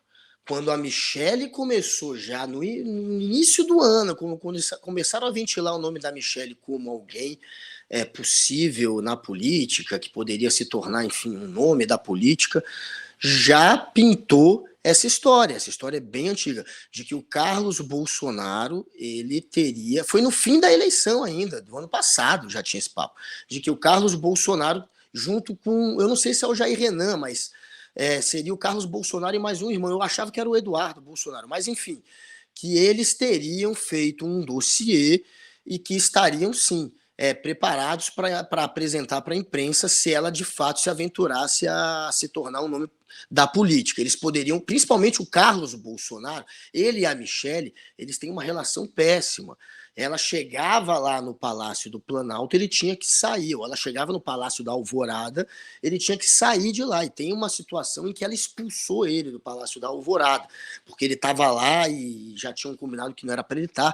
Então é uma situação realmente de pega para capar entre os dois. Eu acredito que se o Carluxo tiver, de fato, esse dossiê, em algum momento ele vai soltar. Dizem que o Eduardo Bolsonaro está sondando essa vaga para senador lá pelo estado do Paraná. Apesar dele não ter domicílio, assim como ela também não tem domicílio lá, eles tentariam dar um jeito, alugariam ainda a tempo, não sei. Mas dizem que o Eduardo ele está pensando, porque se ele perder essa disputa para o Senado, ele poderia continuar como deputado.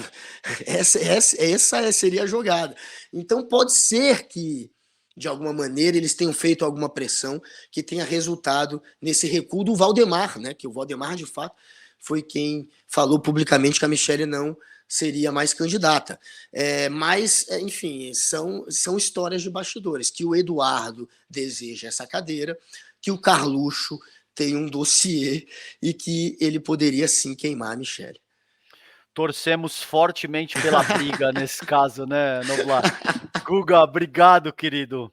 Boa noite aí para vocês. Acho que você volta aqui no N2 ainda até o fim da semana, né? Tô contigo. É nóis, Calejão. Valeu, Tamo querido. junto. Um abração, Noblar. Boa noite, galera. Beijo, valeu. Gente, chamar aqui um craque da economia que está sempre aqui com a gente, André Roncalha, já está on aí, colocar o André. Fala, André, tudo bom, querido? Boa noite, seja bem-vindo ao N2. Boa noite, Calejão, tudo bom, meu querido? Bom estar aqui com vocês. Obrigado. Cara, vamos avaliar aí, ontem o Lula, o presidente Lula, reajustou o mínimo nacional, que agora passa a ser de R$ 1.412 a partir de 1º de janeiro desse próximo ano, 2024, R$ 92 a mais que os 1.320 em vigor atualmente. Ele saiu de férias, mas deixou isso assinado, o decreto que deve sair a qualquer momento. Qual que é a tua análise? Gostaria de te ouvir primeiro, depois eu vou te pedir para analisar a seara macroeconômica do primeiro ano do governo Lula de uma forma mais ampla, mas vamos começar com isso. Foi acima da inflação? Não foi? É suficiente? No que isso impacta o salário mínimo na economia de forma mais ampla? Quero te ouvir, Roncalha. Tá, então foi um aumento de R$ 92, que dá mais ou menos 7% em termos nominais. Quando a gente desconta o índice de inflação usado pelo governo, que é o INPC, que é o Índice Nacional de Preços ao Consumidor, que até novembro foi 3,85%, isso dá para a gente um ganho real de aproximadamente 3%, que é a ideia da regra. A regra que foi instituída em 2011 e vigorou até 2019, ela prevê que o salário mínimo todo ano é reajustado pela inflação do ano anterior, mais a taxa de crescimento do PIB de 2 anos antes. Então, para 2024, a gente tem a inflação acumulada até novembro de 23, que foi quando, pouco depois, a medida foi enviada para o Congresso, e que foi até ali 3,85%, mais o crescimento de 2022, que foi de 3%. Então, um ganho real de 3% no salário mínimo. Evidentemente, é insuficiente em face das restrições que a maioria das famílias enfrenta, porque a gente está falando de um país que saiu do desastre que foi o governo Bolsonaro, com uma série de implicações sobre a segurança alimentar das famílias, que passaram a enfrentar algum tipo de dificuldade para comer, que estão se endividando para poder pagar conta de energia, pagar conta de água. Então, é um aumento que é um ganho real, mas evidentemente ele fica abaixo daquilo que a gente gostaria. A boa notícia, Calejão, é que a inflação de alimentos ela vem cedendo, então ela está bem menor. Pelos cálculos do IPEA, a inflação dos grupos de mais baixa renda é a menor de todas, então eles estão sofrendo menos com a inflação. E um outro ponto importante é que a gente tem cerca de 54 milhões de brasileiros que dependem do salário mínimo, que tem o seu ganho afetado direto ou indiretamente pelo salário mínimo. E 22 milhões de pessoas são diretamente afetadas por esse valor. Então a gente está falando de um ganho que é importante para essas famílias, R$ 92 por mês faz uma diferença muito grande, né, para uma família que em geral está ganhando um valor muito pequeno. e a gente está possivelmente vislumbrando uma melhoria no consumo das famílias. A gente não pode esquecer que no terceiro trimestre desse ano, que terminou agora em setembro, o consumo das famílias foi muito importante. Então a gente tem um conjunto de medidas, e particularmente o aumento do salário mínimo é uma delas, que ajuda as famílias a se sustentarem. Junto com os programas de alívio do endividamento, né, como o Desenrola, a gente tem um cenário ainda mais benigno para as famílias, e evidentemente o ano que vem traz desafios, tudo, mas essa certamente é uma boa notícia. André, e a gente tem, portanto, o PIB crescendo na ordem de 3%, a gente tem Bolsa atingindo recorde histórico em 130 mil pontos, se eu não me engano, e a gente tem uma série de outros aspectos na seara macroeconômica que apontam que o governo Lula sai vitorioso desse primeiro ano no que diz respeito a essa questão específica que eu estou analisando aqui contigo. Existem críticas, né? Existem críticas de todas as ordens, a gente já conversou um pouco disso, de como parte da esquerda gostaria que, por exemplo, o ministro Haddad fosse menos fiscalista, que existissem condições mais agressivas de taxação, por exemplo, de grandes fortunas e tal. E a gente sabe que, de muitas maneiras, também existe uma materialidade ao qual o governo eleito está circunscrito. Eu gostaria de te ouvir a respeito disso, eu gostaria de te ouvir qual é a tua avaliação desse primeiro ano do governo Lula no que diz respeito à seara macroeconômica, querido. Então, Calejão, eu tenho dividido um pouco as análises entre aquelas que são aspiracionais, que elas expressam as aspirações, e aquelas que consideram as restrições materiais, consideram o jogo político, as dificuldades. Então, eu, na verdade, nem vejo tanta contradição entre as duas, porque elas estão em planos diferentes. É evidente que todo mundo deseja que o governo possa, né, restabelecer a política fiscal de uma maneira expansionista e gastar mais, e gerar mais renda e aumentar investimentos. Acho que dificilmente, né, alguém na esquerda discordaria disso. Talvez a principal limitação aqui reside exatamente no jogo político, em fazer esse tipo de aspiração ser incorporado pelas forças políticas. Eu acho que o jogo do ministro Haddad é exatamente esse, é tentar encontrar espaços no jogo político para ampliar, né, a possibilidade de gasto e investimento que pingue lá para a base da sociedade, que não corra apenas para o topo da sociedade, como comumente acontece no capitalismo. Então, é evidente que, eu acho que se você for sentar com o Haddad e perguntar para ele, ele vai dizer assim, não, eu gostaria de fazer diferente, eu gostaria de não ter essas restrições, eu gostaria de não ter que atingir, né, um déficit zero, eu gostaria de ter uma oligarquia brasileira que fosse mais sensível aos interesses, às necessidades do nosso povo, mas essa não é a maneira como o jogo se coloca. Então, eu acho que o governo Lula termina o primeiro ano com muitas vitórias. É evidente que essas vitórias foram desidratadas pela barreira que o Congresso, particularmente a Câmara dos Deputados, colocou, principalmente na tributação do andar de cima. A gente viu e já discutiu aqui no ICL muitas vezes sobre como os projetos chegavam na Câmara e eles sofriam uma série de descontos nas alíquotas de tributo sobre os mais ricos, sobre as grandes corporações, porque o jogo é bruto ali, o jogo é feito dessa maneira, não é à toa que a programação do envio da segunda fase da reforma tributária que mexe com renda e patrimônio nem aconteceu, né? A Câmara segurou a discussão da reforma tributária em cima de consumo pelo ano inteiro. Tamanha é a sensibilidade de lidar com a tributação de renda e patrimônio, né? Sem mencionar a folha de pagamento também, que acabou tendo esse debate no fim do ano. Porém, né, a despeito dessa questão fiscal, que eu sei que incomoda setores mais radicais da esquerda, que querem avanços mais rápidos, e eu, né, me sensibilizo totalmente com isso, a economia termina com crescimento elevado, com inflação caindo, com recordes na nossa balança comercial. A gente vai ter esse ano o menor déficit em conta corrente, que é quando você pega a balança comercial e subtrai desse saldo, que a gente está em quase 90 bilhões de dólares esse ano, você subtrai, por exemplo, as rendas que são enviadas para fora na forma de lucros, serviços de turismo, serviços, né, de juros de dívida que tem eventualmente de uma empresa com algum credor externo. Quando você subtrai isso, a gente praticamente zerou esse déficit. Isso não ocorre há pelo menos 10 anos aqui no Brasil. Então, é um resultado externo muito positivo. O câmbio, né? Está entre 4,82 e 4,86. O mercado financeiro no início do ano previa 5,26 para a taxa de câmbio. A gente está terminando o ano com um câmbio muito menor, e no curto prazo, César, isso aí expande o gasto das famílias, porque aumenta o poder de compra das famílias, aumenta a possibilidade de as empresas importarem insumos e máquinas de maneira mais barata, com custo mais baixo.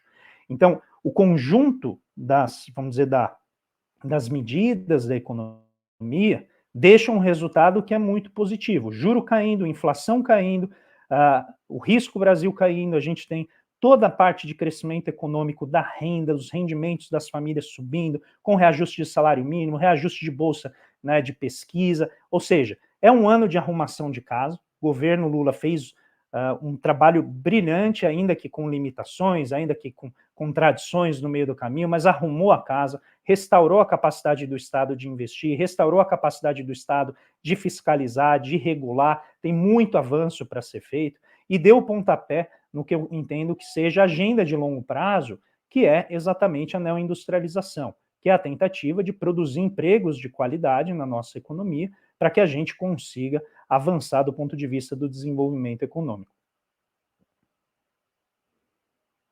Vamos do Brasil para a Argentina, André. A coisa tá feia lá por Milei, hein, cara? Não tá fácil, não. Ele tá dizendo que, se necessário, ele vai convocar um plebiscito para aprovar o pacotaço dele. Então, hoje foi um dia de protestos grandes, inclusive, na Argentina, contra o pacote draconiano que o Milei quer passar para cortar gastos públicos, né, o chamado pacote motosserra. A gente tem imagens, inclusive, muita gente nas ruas hoje na Argentina. E o Milei disse para uma TV argentina que, se o Congresso não aprovar, Roncalha, o pacote de medidas fiscais, ele pode convocar um plebiscito aí. Como é que você avalia isso, cara? Para onde vai a Argentina? Você acha que o Milei tem a menor chance de conseguir alcançar os objetivos propostos com esse choque de medidas de corte neoliberal que ele está avançando aí, cara? É muito difícil o Milei conseguir alguma coisa com isso. Existe a parte da bravata, e o Milei é muito bom em fazer isso, em que ele vai tentar regimentar e manter a base dele engajada. Mas a medida, por exemplo, como a do plebiscito, ela não tem efeito vinculante, segundo a Constituição argentina. O que significa isso? Mesmo que a maioria do povo vote a favor, né, das propostas dele, o Congresso não tem qualquer prerrogativa de efetivamente aplicar essas medidas. Então, tudo o que faz é que envia para o Congresso um sinal do anseio popular, mas não tem absolutamente nenhum efeito legal. Ou seja, é bravata. Então, ele está simplesmente tentando mobilizar a base dele contra o establishment, né, contra as instituições políticas da Argentina. Isso é típico do golpismo que a gente já viu, né, não apenas aqui no Brasil, mas em vários outros países. O Donald Trump, né, com 6 de janeiro, depois que ele perdeu as eleições. Então, é mais uma instância da extrema-direita, e o Milei, novamente, vai tomando uma medida que é burra do ponto de vista estratégico, porque no início do governo, com a sociedade em ebulição, com a inflação ainda fora de controle, ele fazer isso, ele subir o tom dessa maneira, depois de sinalizar uma moderação, que foi muito bem vista por praticamente todo mundo. Todo mundo olhou para isso com bons olhos e falou, legal, vamos então ver um encaminhamento sequencial dessas medidas. Ele vai, sobe o tom de novo, se torna radical do ponto de vista do discurso, mas vai além, começa a tomar medidas que são bastante draconianas, como essa de soltar mais de 300 revogações de decretos e medidas anteriores que controlavam preços, que evidentemente tem coisa aí que tem que ser feita mesmo, mas soltar isso tudo de uma vez, sem ter base de apoio no Congresso, colocando a polícia na rua, que também não é nenhuma novidade, porque quando, né, o capital se impõe, a polícia, que é exatamente, né, o monopólio da violência do Estado, entra para proteger o patrimônio dos mais ricos, entra para proteger os anseios da classe que tem maior poder, né, as elites, se a gente quiser usar um termo até eufemístico aqui. De qualquer maneira, ele faz isso, já anuncia que vai demitir 7 mil funcionários do Estado argentino, numa canetada só. Então isso não tem como dar certo, por quê? Quando você aplica um choque, uma terapia de choque como essa, nesse grau, com essa velocidade, com essa intensidade e, diria até virulência, o resultado é muito simples, Calejão. Tem que colocar o exército e a polícia na rua para conter a população. Porque se não colocar, a população começa a protestar. E aí a gente já está vendo o que? A medida que ele tomou hoje de deixar a Argentina em estado de emergência, o que significa basicamente suspender os direitos civis, né, ampliar tremendamente o arbítrio das Forças Armadas para tentar coibir esses protestos.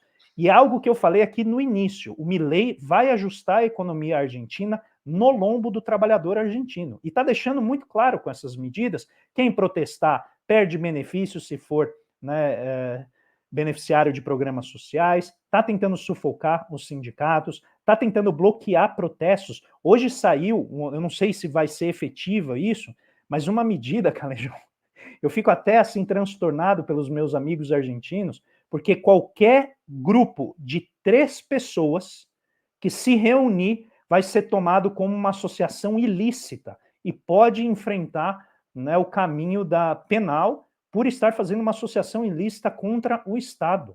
Olha isso é um grau de arbítrio que revela que a economia é apenas o pretexto para as aspirações ditatoriais do Milei. Se ele não tiver a aspiração de ser ditador, dado que ele nega, né, a ditadura argentina, dado que ele nega, né, a violência cometida pela ditadura argentina há décadas, ele vai ter que fazer algo, que é sair de helicóptero da Casa Rosada, como fez, né, o seu ex-presidente Fernando de la Rúa. Aí eu não sei qual que é a intenção dele, se ele viu que o trabalho ali é maior do que os bracinhos dele conseguem lidar, e ele está acelerando o processo dele de saída da Casa Rosada, ou se ele realmente tem aspirações ditatoriais para tentar conter a população e a insatisfação que vai emergir desse pacotaço, né, esse decretaço que ele lançou. Essa era a tal da liberdade seguida de um palavrão que ele utilizava como mote de campanha, tá aí na prática, é disso que o André aborda aqui com a gente de forma reiterada. Existe uma materialidade que organiza a vida de políticos que exercem cargos eletivos, e a hora que a coisa chega ao fim e ao cabo, é esse tipo de coisa aí que a gente tem o Milei avançando. Além disso, Roncalha, ele enviou, cara, para o Congresso um projeto de lei com mais 600 artigos que complementa o mega decreto anunciado na semana passada, né? Esse texto se chama Lei de Base e Pontos de Partida para a Liberdade dos Argentinos. O Clarim, o jornal argentino, afirma que o projeto de 664 artigos e 183 páginas é base para a reforma de Estado que o governo pretende fazer. Um detalhe, a proposta de emergência pública em diversos setores até 2025, que era isso que você estava colocando, inclusive. Agora, vai governar via emergência pública, cara? No Brasil, depois do ajuste do Temer, né? Vários estados, por exemplo, decretaram emergência pública para poder gastar. Na Argentina vai ser igual? Como eu gostaria de te ouvir a respeito disso, cara.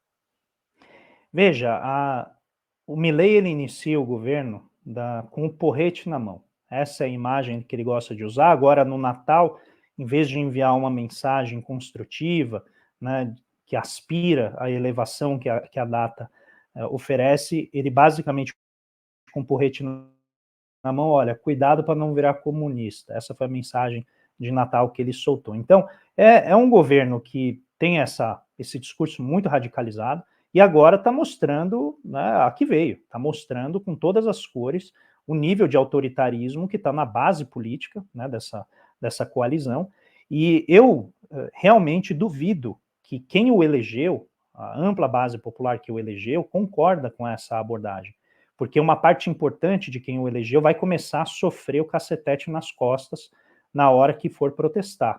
E aí eu acho que tem uma alta chance de erosão dessa base de apoio dele. E aí vem a grande questão, né, Calejão? Você soltar um mega projeto com 600 artigos, 180 páginas, numa economia, só pode ser para fazer uma coisa, que é tirar tudo.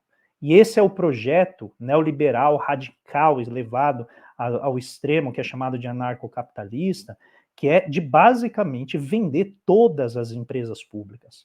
Ele não faz distinção entre setores, a ideia é literalmente passar a boiada para emprestar a expressão que a gente viu, né, no meio da pandemia, do ex-ministro Ricardo Salles, né, do meio ambiente, né, e ele vai, então, tentar fazer isso agora, né, na Argentina, que é vender, passar o rodo nas empresas estatais, tentar diminuir o Estado ao máximo, e, novamente, a gente já sabe no que dá isso, a desorganização econômica é um efeito que primeiro começa com a estabilização sobre o povo e depois vem com aumento de tarifas, aumento de preços básicos, de novo sobre o povo. Então o povo sofre duas vezes com esse ajuste. Isso tudo para estabilizar a economia a um custo social muito elevado.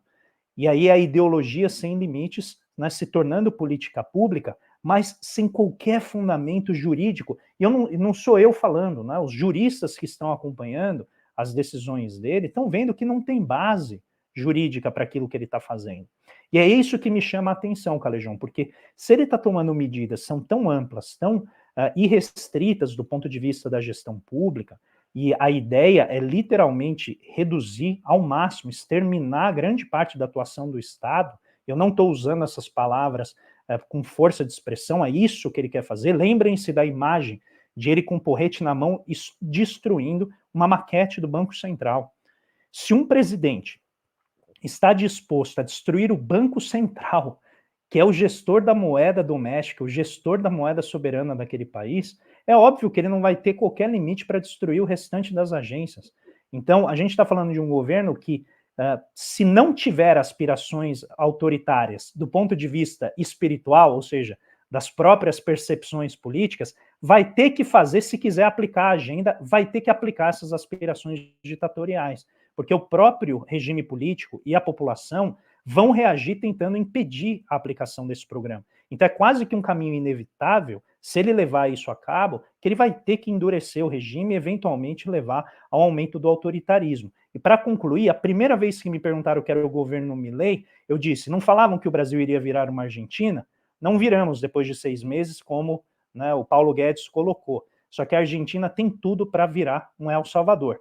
E El Salvador passou por esse processo de dolarização meio disfarçado, né, com bitcoinização, usando o Bitcoin, tentativa de usar Bitcoin como moeda nacional, e o ajuste se deu na supressão de liberdades civis, na supressão de direitos, né, da população.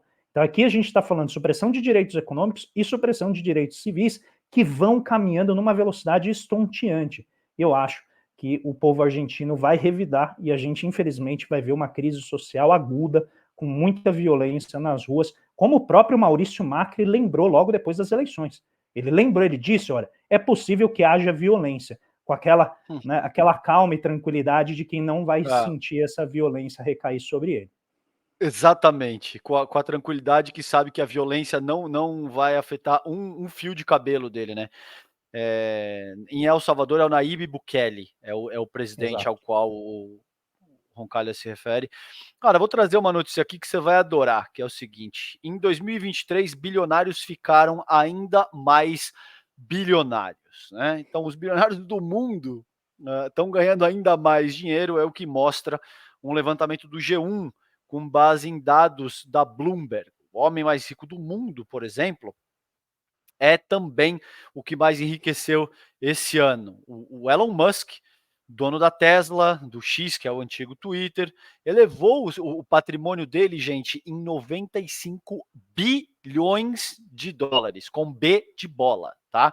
95 bilhões de dólares, aproximadamente 456 bilhões de reais só esse ano, fazendo sua fortuna chegar a nada menos que 232 bilhões de dólares, o que equivale a 1,1 trilhão, com T de tatu, meu povo, 1,1 trilhão de reais. O Musk lidera uma lista ocupada majoritariamente por magnatas da tecnologia, conforme esse levantamento que foi feito pelo G1, com base no ranking de bilionários da Bloomberg. O segundo bilionário que mais ganhou dinheiro esse ano foi o Mark Zuckerberg, dono da Meta, que é a controladora do Facebook, do Instagram, do WhatsApp.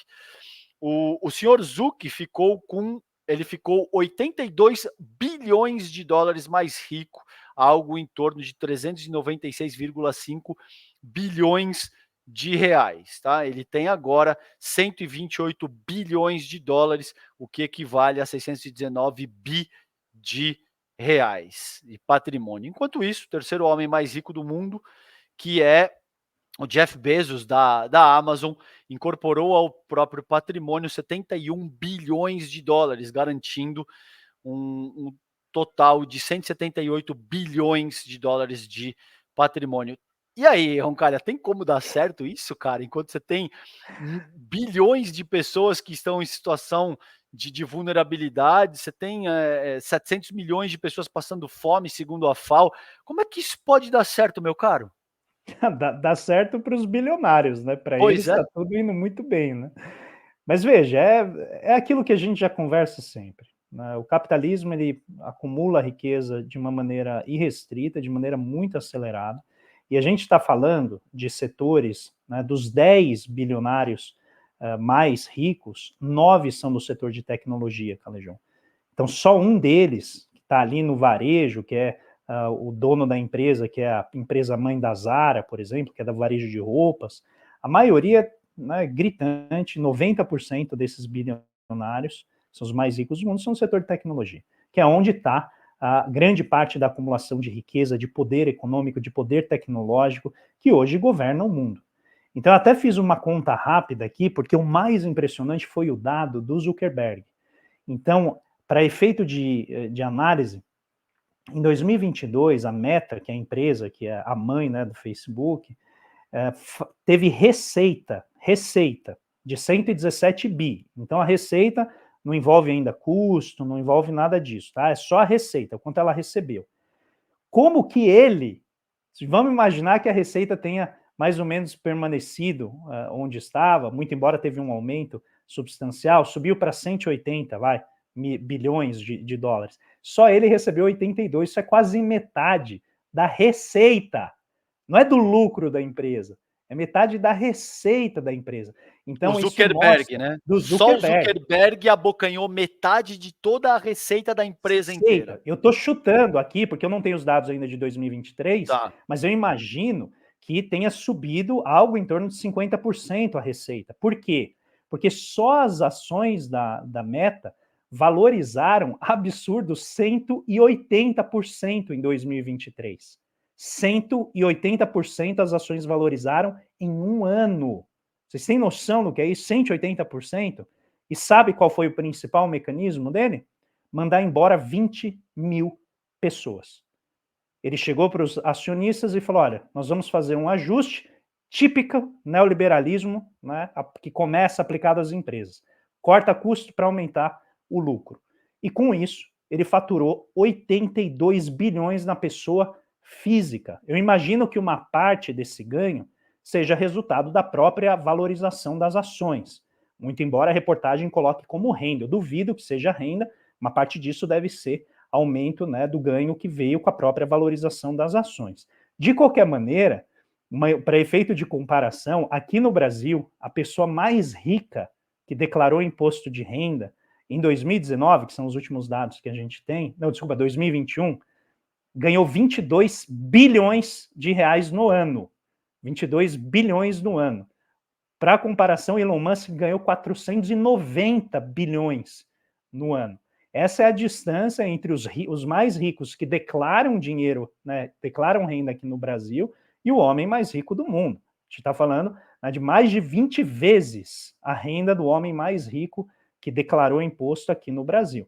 Então, é óbvio que isso não vai dar certo, isso já está afetando a própria capacidade dos governos de efetuar política pública, de conseguir cercar esses bilionários no plano internacional para tributar a riqueza deles, para tributar os rendimentos, com uma série de estratégias que essas empresas usam para não pagar imposto. E o valor total, né, dessa riqueza, ele não é apenas dinheiro, mas ele é poder econômico, é poder político, de influenciar eleições, de influenciar a maneira como a gente vê a realidade, que são os algoritmos, de interferir na maneira como a gente produz conhecimento, como a gente se relaciona. E aqui fica muito nítido, para terminar, quem quiser, né, uma dica, assista o filme O Mundo Depois de Nós, que saiu recentemente, né, numa dessas redes de streaming, né, a Netflix, e ele mostra, né, o que acontece quando você concentra demais o poder da tecnologia em poucas mãos, como você deixa vulnerável a sociedade para ataques que podem vir a inviabilizar a própria sociabilidade, a maneira como a sociedade funciona, que é como? Basicamente hackeando o sistema de telecomunicações. E esses setores são os setores na chave hoje da economia. Então, todos eles ali, você tem Meta, tem Apple, tem Amazon, tem a Nvidia, que é a americana que produz semicondutores, que está nesse eixo central. E isso aqui, evidentemente, é mais concentração de riqueza e mais concentração de poder, sem mencionar que outro dado levantado, e eu já termino, Calejão, dos 138 bilionários novos de 2023, metade, né, do valor que foi acumulado para esses novos bilionários foi todo na forma de herança. Só que desses 138 bilionários novos em 2023, 53 entraram por heranças que eles receberam. Só que olha isso, 1/3 desses 138, que são esses 53, um pouquinho mais, respondem por metade do aumento da riqueza. E essa metade, mais da metade, na verdade, é tudo herança. Ou seja, onde está a meritocracia, né, que só serve para o andar de baixo? Porque para eles, né, é a herança que determina o sucesso, a sorte desses bilionários. Exatamente. André Roncalha, querido, que prazer te receber, sempre muito relevante, pertinente tudo que você traz para a mesa. Beijo grande, se a gente não se falar mais, boas festas, boa virada aí, sigamos fortes juntos em 2024. Obrigado, querido. Obrigado, querido. Um beijão para você também, um beijo para todo mundo que está nos acompanhando e que tenha uma boa passagem e que o ano que vem, né, chegue logo para a gente poder enfrentá-lo direto e tentar avançar aqui na agenda pública do nosso país e melhorar. Um grande abraço para vocês, fiquem bem. Um abraço, tchau, tchau, querido. Gente, é isso. Com isso a gente chega ao fim do N2 hoje. Amanhã, vocês já sabem, 8 horas da manhã, tem a Vivian Mesquita no comando do N1. E à noite, 18 horas, estaremos aqui de novo com o N2, tá bom? Beijo para vocês, fiquem bem, até amanhã. Tchau, tchau.